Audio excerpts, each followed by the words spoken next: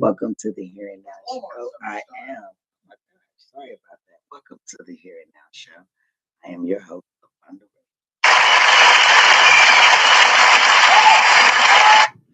Thank you for tuning into the Here and Now Show. And if you've been a part of my show, you know that I'm coming from the Midwest, where we come in, and show out. Gotta love your city. Hello, thank you. If you've been a part of the Here and Now Show, you know that the Here and Now Show is a place where I've taken real life events and turned them into a positive living. Um, and that if you have any questions or any comments, I don't know what's going on with my music right now, but it's okay. If you have any questions or any comments, feel free to leave it in the voice message box because I believe that all voices matter. So, with that being said, let's get into the show.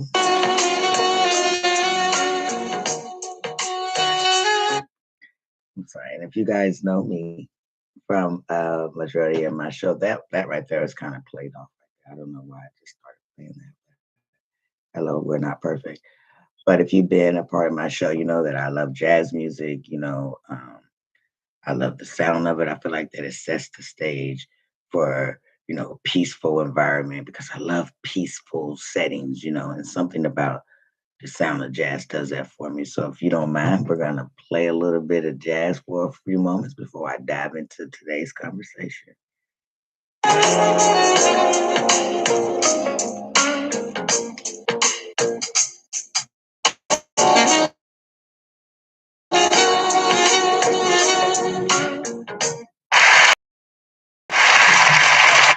Welcome back, welcome welcome back, my beautiful souls. It's your girl. I am so glad to be here. Glad you guys are here with me right here, right now. Yes, it's such a beautiful feeling. If you can tell, today I am actually streaming from home.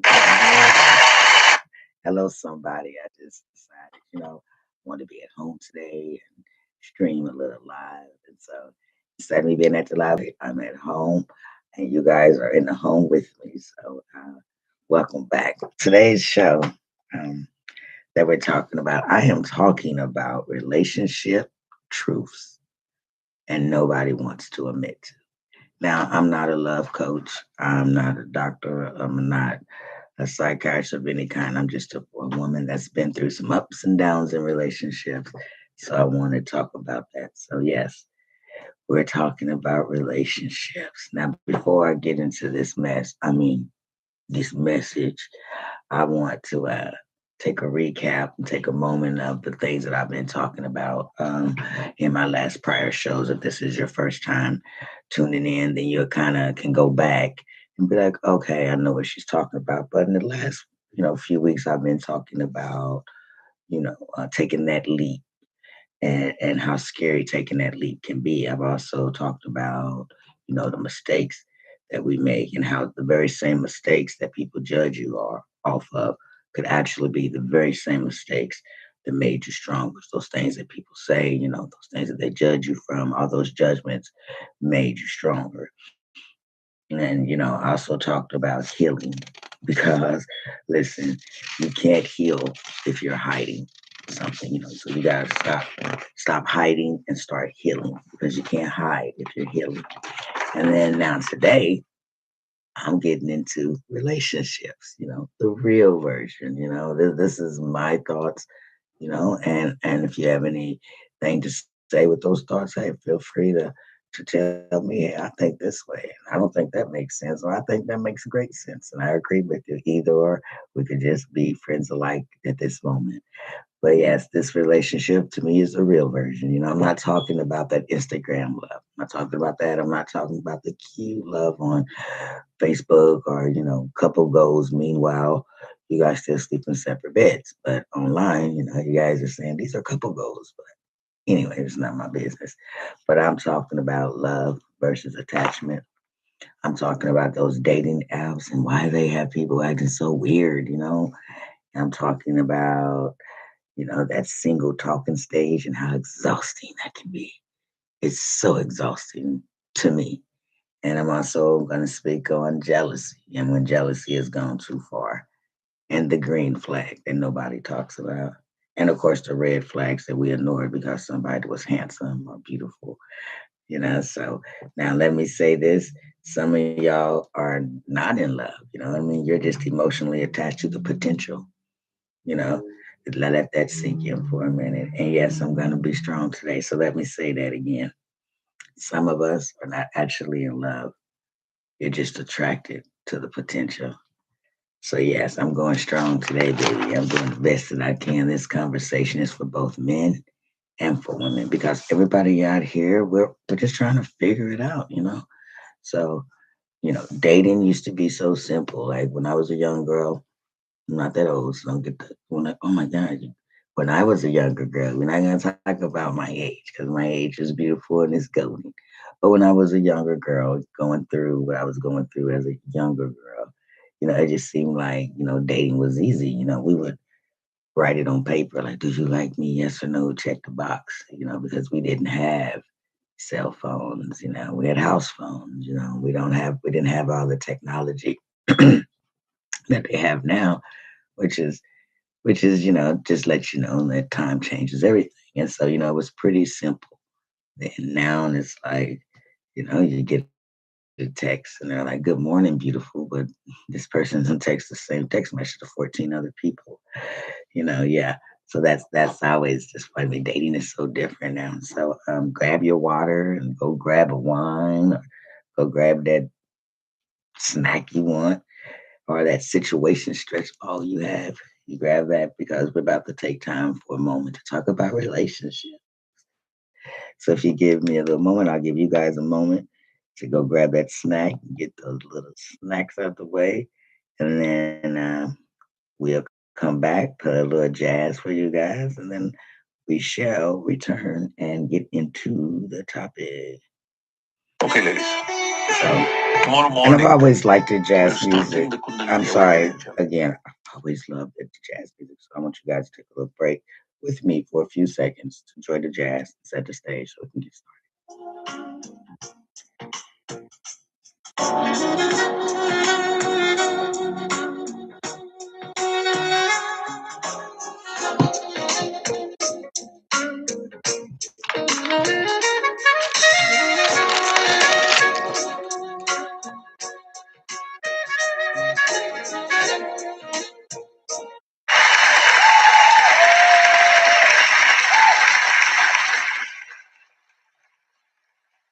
Welcome back. Welcome back. I know you guys, I smile every time I hear that clap. It feels so special as I should feel. So, like I said, today we are talking about the relationship truths. You know, I'm talking about love versus attachment. So, a lot of people, because a lot of people get that confused, that love and attachment is the same thing. And honey, child, they are not the same. Let me tell you, they are not the same. I think that when I hear love, I think that love feels like safe, you know. Meanwhile, attachment feels like anxiety, you know. I feel like love says, I want you, and attachment says, I need you to validate me every 5 minutes or I'm going to lose it, right? I'm going to lose my mind if you don't do that. And some people, let's be honest, some people don't miss the attention. Some people don't miss you. They don't miss that person. They just miss the attention. They miss the routine. And they miss somebody texting them all night long. Because I will tell you this, being loneliness sometime will have you romanticizing people that stress you out, you know, people, and you're sitting there like, oh. I miss them. No, you don't. No, you don't. You miss having someone play that Netflix meal of yours. Now you got all these channels. Hell, I know what that's about, but you only know the person for 4 days. You might be in love with the word love, but I wouldn't say that you're in love. But it can happen. It can happen. You fall in love with someone's potential, and then you actually get to looking at them, and those potentials start to kind of be a little blurry because I see the potentials, but you didn't use your potential. So, just, make sure that you're not falling in love with someone or the ideal of love or the word love because it can happen, you know. But whatever it is, I will say there is a difference with that. Now, can we talk about these dating apps for a second? There are so many of them. And that just lets me know there's just a lot of single people out here in the world. Hell, there's nothing wrong with being single. It's okay. But when you're out here trying to single and mingle, there's so many apps, right? There's millions of apps. You know, I'm like, dang, I'm only speaking from experience because I too have been on date apps before. Not the best apps, but I've also have heard people tell me that they've met, their lover on a dating app. Or well, actually I've seen it on television. I've never actually physically met anyone where they told me, oh yeah, I met this person on a dating app and we've been strong ever since. But it is possible. But for me, it didn't happen, I could be like, I went on this dating app and I'm looking, at the profile and I'm going through it, doop, doop, doop, doop, doop, and all the pictures look great. I mean, the guy looked like he played basketball, well, not necessarily basketball, but there might have been something that he liked to do with some basketball pictures, or some gym pictures. You know, skin was glowing. It was beautiful, and I'm thinking, this is a nice looking guy. He had like 30 something pictures, and it just looked great. And so then eventually, we start to communicate, and I'm like, hey, how about a video or we can meet in person? Well, we did a video, and I mean, I'm like, what's going on here? So when the video call comes through and we talk, mind you, in these pictures, he looked at least he was carrying his age well, according to his profile. But then seeing this individual on video, it's like it aged 10 years. Like, I had to look at the phone and look at the profile. Like, wait a minute, wait, are you, did, how old are these pictures? And then later find out, oh, those pictures was like 10 years old. Oh, goodness gracious. How can you catfish your own face? Like, what the fucky hell?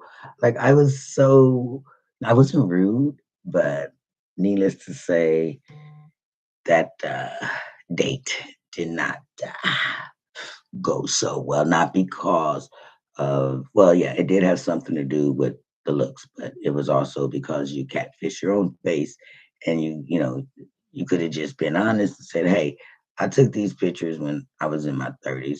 I'm in my 50s and 60s now, so the age and the picture's gonna be a little bit different, but I didn't get that. I just got voila, you get catfished. So, I wasn't any rude or anything, but I mean, and then you got to watch out. I'm looking at his profile as well, and he's saying things like that you like to travel. And then he later tells me that he doesn't have a car, and I'm like, okay, that's not bad. You could travel and get in an Uber. That's cool. Then he's like, and I'm a really nice person, and I like to laugh. But then as we're talking, it just seemed like he was angry about everything. I mean, in those few moments of conversation, I'm like, for a guy that likes to laugh, I sure heard you bringing a lot of drama energy with me just being on the phone, and other people calling, and you're just seem like you're so angry about whatever. Like it was a natural anger. So I was confused when the individual said, oh, I love to laugh. And then the verse, this individual watch for those. So not everyone's like that. This individual was like, you can say anything and you can ask me anything. And I'm like, okay, great. Let me ask you a few questions. Well, I'll be damned when I got to asking the questions. I would say things like, "Hey, where have you been?" Like, "Where have you been in your life?" And he'll tell me where he's going. Like, "What? I asked you, 'Where have you been?' And you told me where you was going. Well, where have you been through your life?" "Oh, I'm going over here, this, that." Man, what the fucky? I don't I'm confused. And so, I'm like, "Sir, hello, sir, you gotta give me something." Like, your responses is not even close, remotely close to what I'm asking. So needless to say, those apps drove nuts. So, it's crazy that the apps make you think that, we are people are disposable because all you got to do is no communication and there's no effort, just swipe, swipe. And, I think for me, the swipe comes along because isn't it crazy that it's not crazy, but us being humans, you see a picture and you're on your dating app and you're swiping because you're swiping because maybe the picture wasn't that great and it wasn't very good looking to you. Or maybe for me, I look at the face, the profile, the image of the person, and then I go on to read their qualifications. Now, I don't know. That's just me, and you will be swiped if it's not something that I can find myself in alignment with you. Okay. So yeah, that's funny. So if if the thing if it doesn't look like it fits you, swipe it away. Why waste your time, right? Now let's talk about the talking stage. Oh, isn't that exhausting? Oh, it's stuff like, okay, we're not dating, but you're acting single. Like you're acting single, but we're arguing like we've been dating for years. Or like, what about the stage where we're together, but I don't ever see you? I don't know. So like kind of the talking stage, like, hey, trying to get to know you. Oh my God, do you know how exhausting that can be? Just trying to get to know people. Because everyone starts off as strangers, we know that you know. And so then once after, you're in that energy and you guys been talking for like 4 months, and you're like, gosh, one of you decides to say, well, what are we doing? Like this has been going on for 4 months. What is the goal? And they hit you with, oh, we just vibing. And in your head, it goes back to having a conversation in your head. In your head, you're like, oh baby, I need clarity. Like what the fuck is going on here? I need confirmation. You're talking about vibing. Vibing to what? We've been vibing for 4 months. Some people talk the talking stage lasts longer than some marriages. At this point, shit, we are nothing. We need to be a business meeting. Shit. And with agendas. Because what's going on? Because it's like vibing. But I didn't say that out loud. It's like I said, it's the inner thought, it's the inner brain conversation that you have in your head. And they say, we're just vibing. What's vibing? What the hell, Leonte? So, but yet, I didn't say that out loud. You don't say it out loud. It's in your head because you're like, hmm, vibing for 4 months. So then you try it again. So where do you see us? Do you like me? And again, the response is plain, dry, and it leaves you confused. So you're thinking, if you're going to be in a relationship, say how you feel and don't make it a statement. Make sure that is an announcement so you don't have to have that confusion of just vibing because now the vibing you're telling them we're just vibing my ass. Okay, we've been vibing for 4 months. I'm not vibing with you no more. I can vibe my ass around someone else that's ready to be on that level with me, right? I don't know. That's just me. So state what you desire when you meet someone and you guys are talking, let them know what you require and not necessarily require, but what you and how you would like to be treated, you know, as far as relationship, even though your boundaries. Now you don't want to first date, or the first time you guys are talking, you don't want to be like, well, I require this, I require that. Yeah, they're gonna run like shit. I mean, hell, why wouldn't you? But as you get to know a person, set your standards and don't let no one put their standards on you. So, now I was asked this question a few days ago, and I'm like, I want to share it with my podcast family. And I again, my voice is going in and out, but I said I want to share it with my podcast family. That's what I said. And the question was, let's see, it says,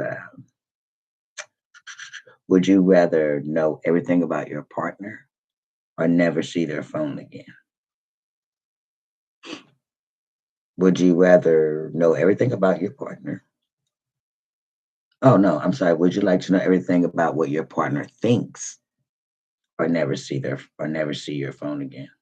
Hmm.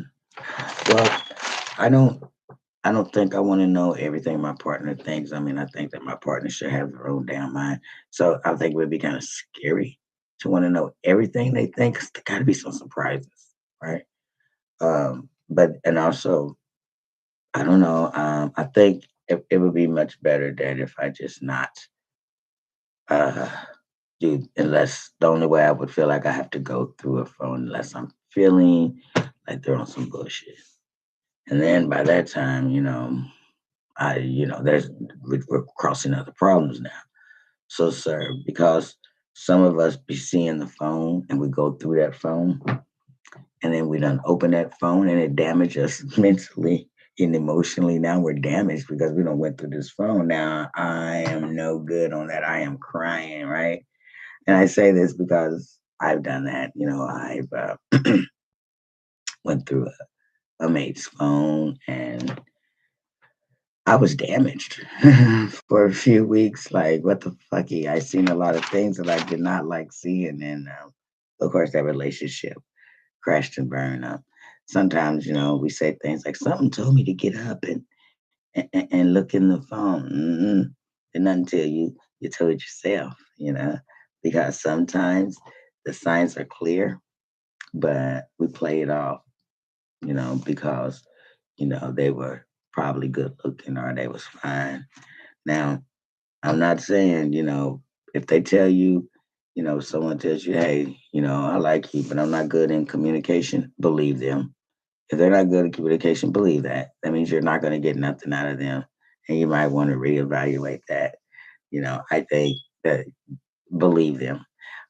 If they say, well, I'm a little toxic, run for your fucking life because next is narcissism. And if they're a little toxic, unless you like toxic love, and that seems to be the new thing. Me, I've had enough of the toxicity, so I'm going to go the other way. I'm going to get the hell out of there, or, you know, saying that, I'm single. Meanwhile, you see, here's the one, they tell you, oh, yeah, I'm single, but meanwhile, their phone rings and you see something that says baby girl, or her phone rings and you see something that says boo, and you're like, you little liar. You liar. That's a warning. Okay, that's a warning. And can we normalize trying to fix people for a moment? You are not here to build a boyfriend, and you are not here to repair a girlfriend. Okay, hopefully the person that you decide to get in connection with, they're already built, and you guys can become building as one, as a couple, and become strong. Not that you have to build them. The ideal is to, you know, hopefully they're already built. You can teach them things. That's not building them if you're teaching them things, a little bit of my lifestyle, a little bit of your lifestyle. That's just teaching them. It's not building. That's opening them. You want them to already be built. You want them to already know about respect. You want them to already understand your boundaries to be in alignment so it can be as one. What about those green flags, though? Nobody talks about the green flags. We talk about the red flags, but and all the bad stuff. But what about the green flags? So you're probably like, what are green flags? Well, I'll tell you. A green flag is somebody that is consistent. They show up. They stay in alignment with you, and in a good way. Somebody calm. You know, somebody who apologizes without making excuses. Someone who has become your peace and makes your life feels peaceful. Because I don't. I don't want butterfly feeling no more because those butterfly feelings a lot to me feel like anxiety. And don't get me wrong, the butterfly feelings you get when you first meet someone, that's different. But if those butterflies are staying with you throughout the relationship, honey, don't do that. Just no. You know, um, if you're gonna give it, if you're gonna give it, it gives honesty. You know what I mean? It's giving effort. It's giving communication. And I don't, communication without posting subliminal messages on social media. Just stop that. You don't want to do that. So what about when jealousy goes too far? Now that can be hard. Some people tell me, well, being a little jealous is fine. Is it though? Is a little jealousy fine though? I mean, maybe if you're hanging out and you guys go on a double date and you get the not so looking friend and you're like, oh, I'm jealous because you got the better looking friend. Or there's different levels to it. Perhaps it's more of a jealousy where you're like, get the fuck out my window. Like, what are you doing in my window? Or you go to a restaurant and the waitress can't even say hi to you because now they're trying to say that you're cheating or you attempted to cheat. Those type of jealousies is a warning, and also keep the police on speed dial because they're looking in your window and not knocking on the front door. Now we got a stalking issue. We might have a little bit more obsession than what you originally essentially got into. So you know if you start to see those type of wells, you run for hell. You run like hell. You get your ass up out of there, you know, or cut that relationship as fast as you can. But if, if they're acting like that and they're constantly accusing you of cheating, you know, and they're like, you be nice and you're like, slow your roll. It's just a raider.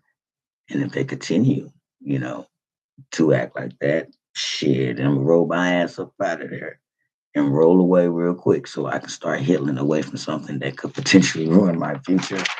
And if someone is always accusing you of cheating, then cheat back. No, I'm just kidding. Just kidding. Do not do that. If they're accusing you of cheating, maybe you need to look deeper into what they're doing. Maybe that part. Another question was, if your ex asked for another chance today, what would be your answer? For me, it would be go straight to hell. I mean, go to hell, go straight to hell. Don't pass, just go. Because I know some of y'all are smiling like, oh yeah, it's all good though. Get your ass up out of here. Get the fuck on. Because you're an ex for a reason. Now, sometimes you can be friends with exes. Me personally, I've not been able to successfully be friends with someone that I once had a intimate relationship with, and we became enemies overnight. So it was like, I don't want to be your friend no more. I actually don't even want to see you anymore. You are X for a reason. Now get the hell on away from me so I too can heal. And here's something else I realized. A lot of people want a relationship, but they haven't healed enough to have one. And that's for real, you know, because, you can't expect a healthy relationship love while you're still operating from an unhealed heart.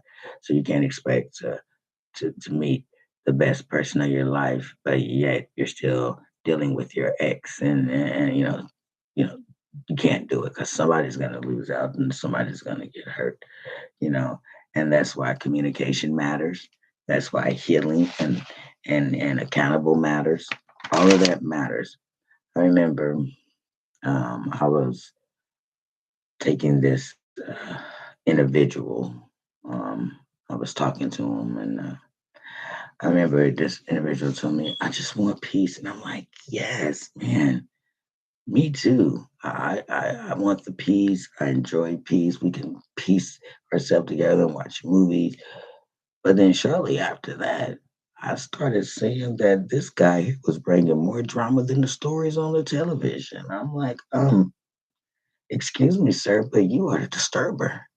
You're the disturbance. You're the drama carrier. Needless to say, I left that relationship too, and because if you say you want peace, but you're always bringing drama, don't want that. Another question was, what do you think would be worse, having being ghosted or getting a text 8 months later saying, "Hey, what you doing, big head? What you doing, big head?" 8 months later, okay. At this point, you could ghost me and stay ghosted. I mean, come on, you been gone for 8 months. I done already done healed. Now you think you're gonna just waffle your ass back in here and say, "Hey, what you doing, big head?" No, no, no, no, no. I'm doing everything that I should have been doing before I met your monkey ass. But I know that's crazy. So no, I would say that for me, you can stay ghosted. You can get your ghostly ass out of here. Just be gone. Goodbye. Moving forward, right? And for whatever reason, they feel like that they can just come back. I think that for me, like I said, they could continue to be ghosts. So, and maybe you're okay with that if you're used to being someone being inconsistent with you, or giving you mixed feelings, or giving you bare minimum effort. So then maybe you don't mind the ghost. But when someone generally cares about you and you've been used to getting ghost or not treated so nice and you're used to mixed feelings, that feeling can be unfamiliar. But hear me, healthy love is not boring, baby. Mm-mm. Healthy love is safe. Eh, it's not boring. It's safe. It's happy. And then, what are our green flags? What is one green flag that and what is the one green flag that is instantly makes you more attractive? So you remember I said what the green things are: being calm, the good things. So what is one green flag that instantly makes you attracted to somebody? Well, for me, it's being constant, it's being consistent. Yeah. Because if I have to guess your feelings every day, uh not doing that. I'm already tired just saying that sentence. Nobody wants to guess your feelings all the time. Don't nobody want to guess it all the time. Just tell me your feelings. If I got to keep guessing, that's draining. You're tiring me out now. And I don't even care. So, right. So for me, it is to be consistent. What the? We got a special there going on. I don't know why that happened. TV does the craziest things. But yeah, that would be that. That's the thing about from streaming from home. Stream from home. You're like, oh, you don't know what might happen, but hey, man. So yes, that's is for me. So yeah, I would already be tired. Hell, I ain't got time. And let me say this: stop. I thought my sound went out, guys. I am having the most craziest time in this, but it did not. My microphone is still on. Thank you, Lord. Hello, somebody. I'm not perfect. And let me say this to all of you: stop auditioning for people who's not even emotionally showing up available for you. Okay. If someone wants you, you won't have to be a decoy and act like it's a crime investigation to get to know the person. Would you rather lose your phone for a week or let your lover read your old messages? Personally, I could do either or.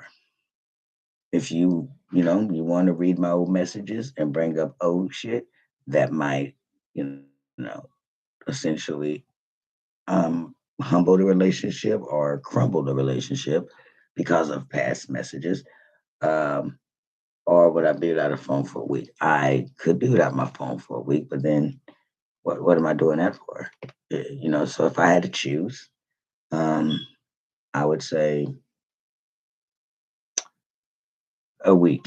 Take my phone for a week because essentially arguments could come to be horrific if they see old messages and now you got an attitude. They got an attitude. They don't care that you're mad, and now you don't care that they're mad. It's like a big problem, right? So I would essentially say I would have to definitely say that I would say just go ahead and take the phone for a week because if you open it to old messages, What you want to do is save hundreds with Liberty Mutual customizes your you open it to old messages, that's what can happen. So today, we laughed. I'm sorry, my dog was barking. Don't worry about it. Today we laughed, but we told the truth.